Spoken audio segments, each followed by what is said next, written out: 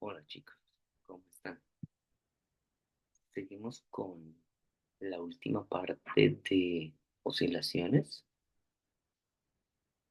Entonces hasta aquí va a llegar el tema para el examen. Recuerden que tenemos la parte de termodinámica y esta última parte de oscilaciones y onda. Recuerden revisar la clase anterior de oscilaciones, no de termodinámica, sino de oscilaciones. Yo pronto ahorita les paso el link recordándoles. La última vez en oscilaciones observábamos cómo las cosas podían oscilar y calculábamos el periodo para un péndulo, para un aro, para un disco, em, para un péndulo físico que era una barra. También veíamos, si no estoy mal, cómo oscilaba un fluido en una manguera en forma de U. Y todas estas cosas obedecían la misma ley, la misma ecuación diferencial, que es la ecuación diferencial asociada a, les decía yo, al oscilador armónico simple.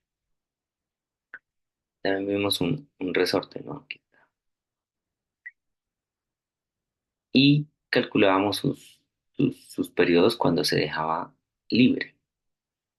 Se les dejaba oscilar y eso se llama con una frecuencia em, natural, que es la frecuencia natural preferida de los objetos en sí, preferida.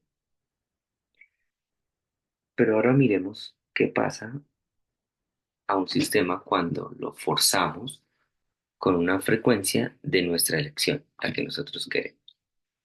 Pues eso se le llaman no oscilaciones armónicas, sino oscilaciones forzadas. El caso es el siguiente. Algo que oscila fácilmente es el sistema masa-resorte.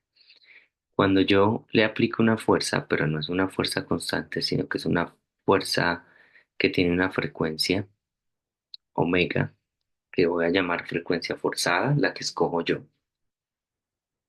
En este instante de tiempo, cuando está a una elongación X, tenemos dos fuerzas. La fuerza del resorte, que es menos K por X,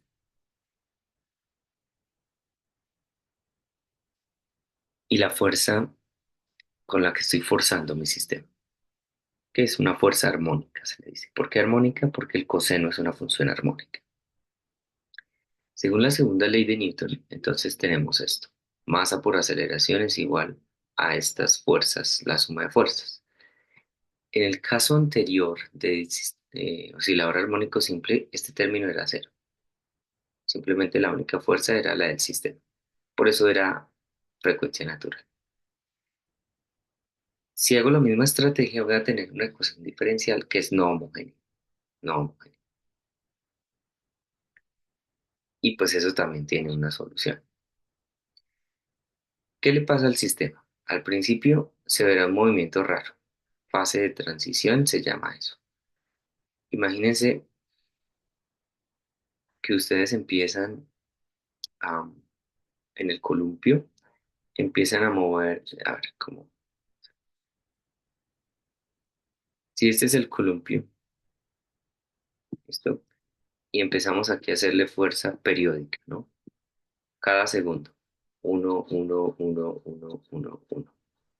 El columpio en la primera fuerza, pues él se mueve. Esto se va para allá y empieza a moverse así. Cuando está aquí en esta parte, quizás un segundo después, no sé, solo un ejemplo, quiere decir que la segunda fuerza que yo haga, que está un segundo después, eh, se la voy a hacer al aire. ¿Por qué? Porque el columpio está por allá en otro lado, ¿vale? Está por acá. La tercera fuerza, de manera similar, en donde sea que esté, de pronto lo agarro devolviéndose o de pronto lo agarro ya un poquito más adelante. Entonces, toda la fuerza no va a ser ejecutada sobre el columpio. Y es un movimiento raro, porque si va hacia la derecha, el efecto de la fuerza armónica, que es cada segundo, lo va a frenar. Pero después de que frena, le da otra vez el impulso, porque entonces ya le pegó con la tercera. Entonces hay una cosa rara ahí, que se llama una fase de transición. Después de eso, cada vez que yo le dé la fuerza, va a ser exactamente cuando pasa por su equilibrio. Entonces, cada vez va a llegar más alto, ¿vale? Eso es lo que se llama am, perdón, antes de llegar más alto, simplemente cada vez que yo haga la fuerza, va a estar en la parte de abajo.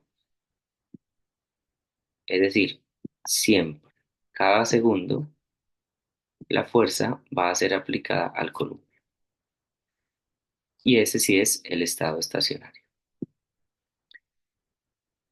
Si recuerdan, esto ya lo vieron en su laboratorio, algo similar. Cuando ustedes ponen una frecuencia en el de la cuerda, ¿cierto? Tienen el generador de frecuencias por acá. ¿Ok? Y entonces hay algo que es una transición, pero cuando le agarran la frecuencia adecuada, entonces la cuerda se ve algo así, ¿no? Bonito. Bueno, en realidad uno lo que ve es esto, así, la proyección doble. ¿Ok? Eso es lo que sucede. Acá estamos en transición y esto es algo estacionario. Se ve igual siempre. Ok. ¿Cómo hace uno para resolver esta ecuación diferencial no homogénea? Pues uno lo que hace es agarrar una solución que tenga la misma frecuencia, basados en que yo voy a llegar al estado estacionario. A la parte de transición no me interesa mucho, me interesa más el estado estacionario. Y el estado estacionario se caracteriza por moverse con la misma frecuencia. Pues si hago que este es mi ansatz, acuérdense allá en ecuaciones matemáticas, uno usa ansatz, y después haya estos valores de A. La velocidad, que es la primera derivada, sería con el menos. La aceleración con el omega al cuadrado, tal. Ponemos esta x dos puntos acá y x y miramos que se va y me queda esta amplitud con este factor, recordando que la frecuencia natural es raíz de k sobre m, que era sin este término, ¿se acuerdan en osciladores armónicos? Entonces reemplazo k sobre m con omega cero cuadrado, que está aquí. Entonces fíjense que la amplitud tiene esta forma, pero al haber una resta aquí, me abre mis posibilidades. Si esta frecuencia, que es la frecuencia de la fuerza, es mucho más pequeña que la frecuencia natural, pues es como si no existiera. 1.000.000 menos uno, 1.000.000. Y la amplitud me queda aquí así, f sub cero sobre m, aquí la embarré. Esto es m.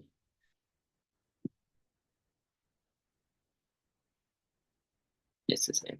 Eso. Perfecto. Ahora, si pasa lo contrario, si la frecuencia de la fuerza que le estoy haciendo es mucho más grande que la frecuencia natural, en tanto esto es súper, súper grande, pues la amplitud es cero. ¿Ok? Entonces eso es como si tuviéramos el columpio y empezáramos a hacerle fuerza 0.1 segundos. Pues prácticamente la voy a frenar. Y eso es lo que está pasando aquí. Pero hay otro, y es que cuando la frecuencia tiene el mismo valor, las dos frecuencias, la natural con la forzada, este denominador se me vuelve cero. Y un número dividido en cero, pues no existe, es una indeterminación. Pero un número dividido en algo pequeño hace que la fracción tienda a infinito. Y eso es lo que uno llama resonancia. ¿Vale? Entonces se ve de esta manera. En omega cero tengo por la izquierda, cuando omega es cero, tengo que la amplitud es f cero sobre k, pero porque sigue apareciendo k. Es m, es m. toca corregirles eso antes de enviárselos. P0 sobre M.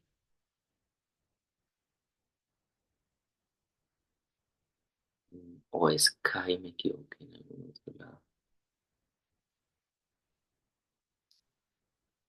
Sobre M, no, aquí está. Sobre M. Sí, sí. Tiene que ser sobre M. Sí, ahí me equivoqué.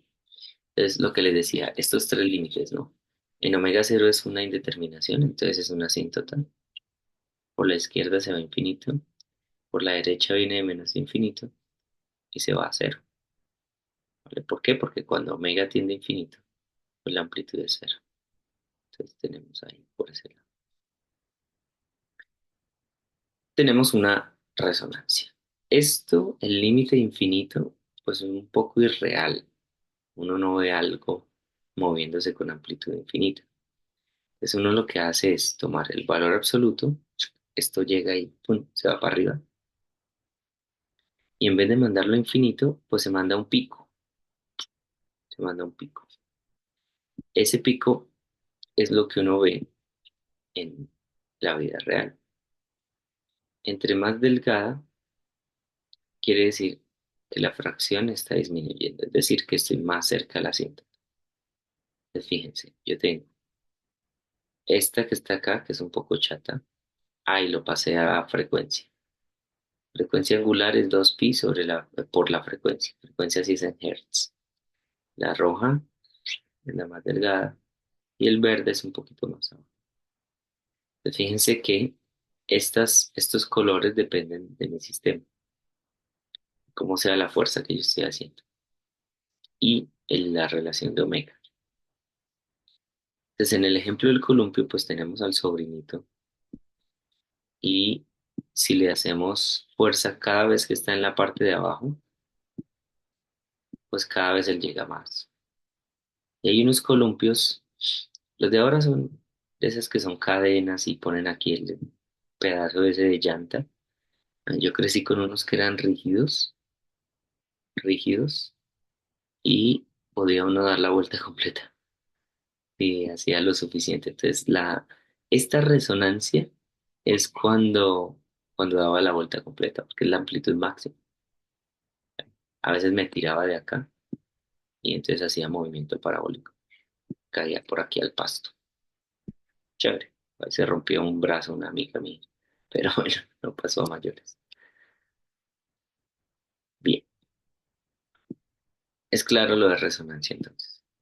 Depende de la relación que hay entre la frecuencia de aplicación de la fuerza, el forzamiento, y la frecuencia natural de lo que sea que yo estoy forzando. Si es un vidrio, si es un columpio, si es una cuerda. ¿Vale? Bien, avancemos. Tipos de oscilaciones y esta parte de la amplitud. En el caso de oscilaciones longitudinales, que es que la oscilación es en la misma dirección de las masas, ¿vale? Esto se mueve así. Podemos pensar en una cuerda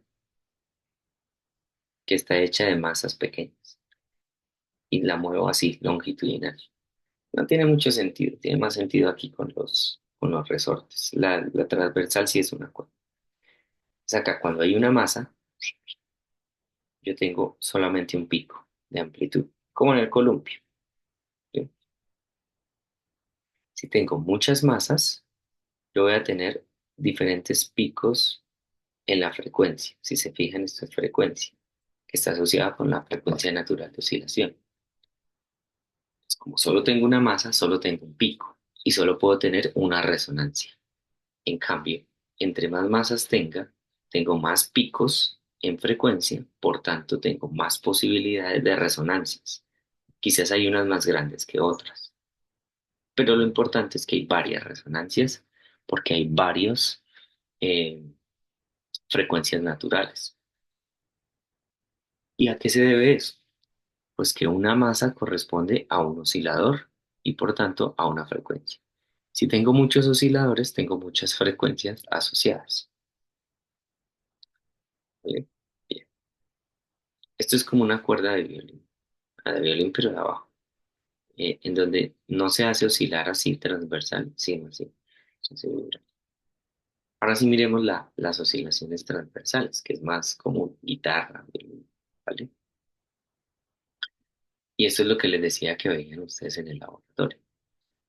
La oscilación transversal es que la oscilación va en dirección perpendicular a las masas. Puedo irme acá. Antes el movimiento era así. Ahora agarro esta masa y la subo. Puedo mandar pensar en un pulso. Mando un pulso. Pero como no es un pulso la fuerza, sino que es muchos pulsos a la vez, esa es una fuerza periódica.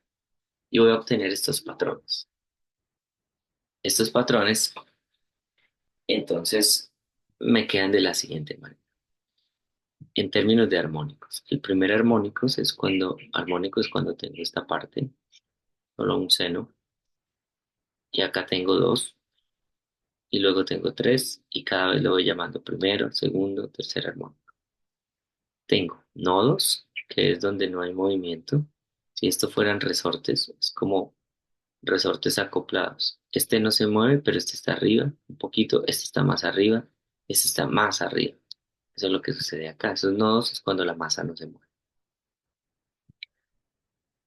Para estos casos, pues claro, cada configuración tiene una frecuencia diferente.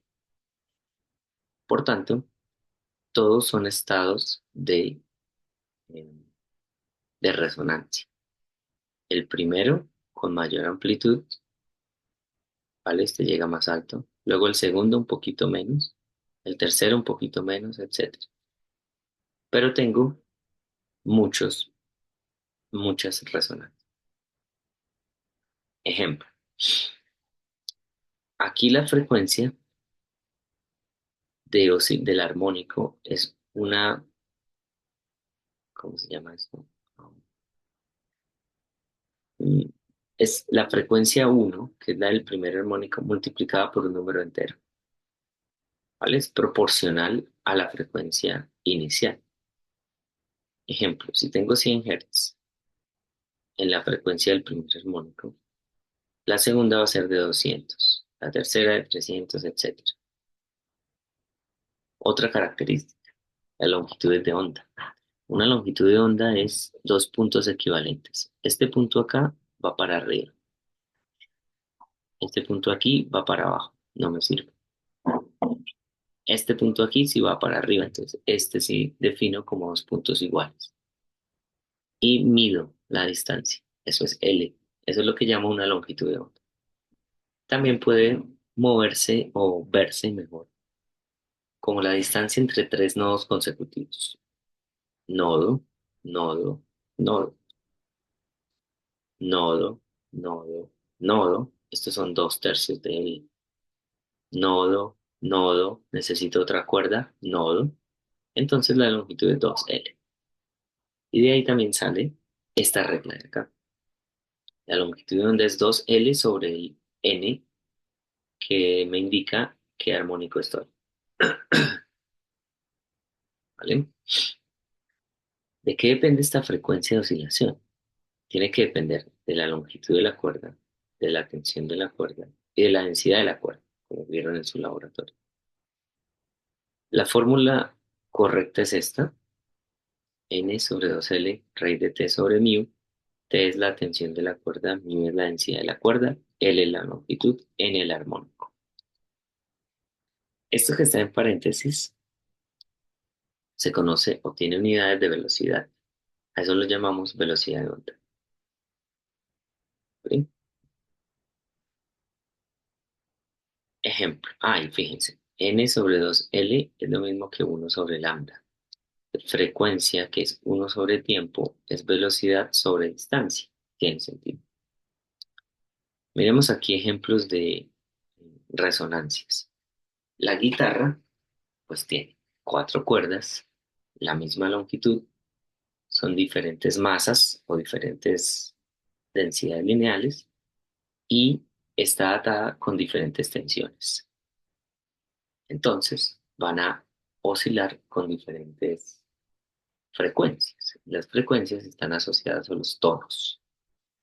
Los acordes cambian la longitud de la cuerda cuando uno pisa el traste con el dedo, uno está acortando la longitud. Y por tanto, al acortar la longitud, uno cambia las frecuencias de oscilación, que son las notas. De la misma forma, los instrumentos de viento funcionan. Yo tengo un tubo, tengo un parlante que oscila, ¿vale? Puede ser mi voz, eso es lo que entra ahí en la flauta, ¿vale? Y lo que oscilan son las partículas de aire. Entonces, se usan los sonidos a diferentes frecuencias para buscar resonancia. Las resonancias no son de la caja, sino del aire, porque ¿qué es lo que se mueve? El aire. Este es un ejemplo de oscilación longitudinal, como el ejemplo de los resortes. Pues tengo trompetas, tengo flautas, todos los instrumentos de... En este caso, como lo que se mueve es el aire eh, y lo que estoy usando es sonido, pues la velocidad de la onda es la velocidad del sonido, que es 340 metros por segundo. Y puedo tener algunos ejemplos acá. Esto es cuando está cerrado. Si tengo esta longitud solo para darle valores, yo puedo hallar la frecuencia fundamental para esa longitud, que me daría 680. Y la frecuencia 2, 1360.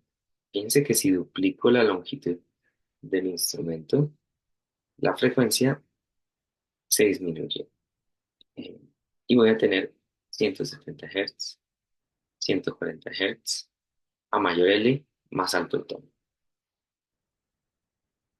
Pero si la caja está cerrada, el sonido no sale. Entonces hay que abrir la caja y tengo dos configuraciones: abierto, abierto y cerrado, abierto. Abierto, abierto, cerrado, abierto. El caso de la flauta depende de dónde pongamos el dedo, o de la trompeta, ¿no? Si ponemos el dedo acá, tengo mayor longitud. Si ponemos el dedo acá, mayor longitud. Ahí depende. Y de ahí salen los valores. Todo nuestro alrededor tiene una frecuencia de resonancia. Los vidrios, am, los cables, las puertas, todo. Esas resonancias pueden ser destructivas en el sentido en que, como tiene mucha amplitud, se puede dañar el material. Y tenemos dos casos específicos en los que esa resonancia se ha visto debido a que los ingenieros no han tenido en cuenta eso cuando se construyen cosas. Créanlo o no, hay que pensar en la frecuencia natural de los sistemas. Les voy a mostrar dos videos. Déjenme aquí acercar.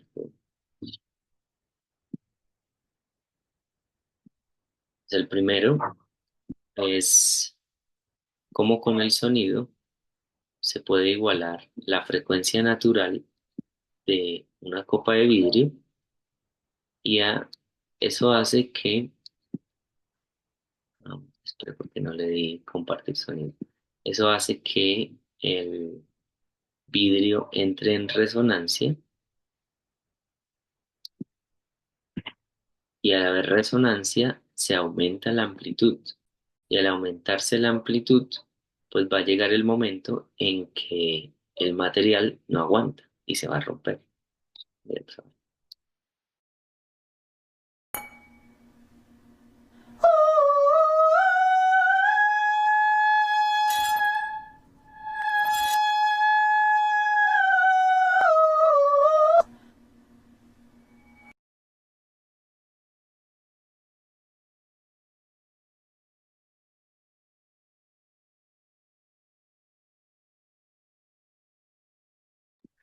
Entonces, claro, ella primero toca la copa como para mirar la frecuencia natural y después intenta con su voz llegar a esa misma frecuencia. Cuando llega, va a llegar un momento en el que se aumenta tanto la amplitud que se rompe la copa. ¿Vale? Por otro lado, tenemos este caso. Fue en 1940 por ahí. Bridge Washington, opened only a few months ago, was built at a cost of over $6 million. But misfortune overtakes the great structure. These are some of the most amazing pictures ever recorded by a newsreel. The actual collapse of the world's third largest suspension bridge.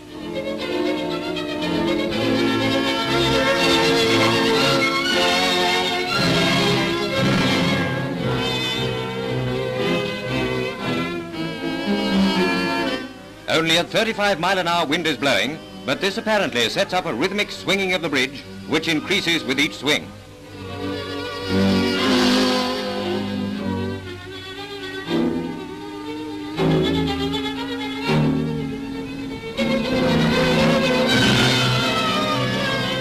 Finally, the swinging road and the suspension cables give way and plunge into the water below. Fortunately, the only casualties were a car stalled on the bridge and a dog.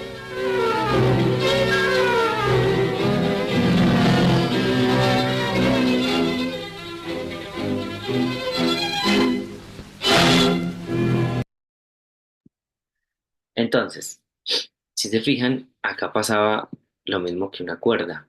Fíjense que estábamos como en el segundo armónico. Acá en este, si ven, se ven dos senos, eh, y va a llegar el momento en que hay tanta resonancia que los cables no aguantaron. Entonces hay que tener en cuenta eso, ¿no? Tener en cuenta ese tipo de resonancias. Eso es lo que tenía. Entonces, pues nos vemos en clase, ¿vale? Chao, chao.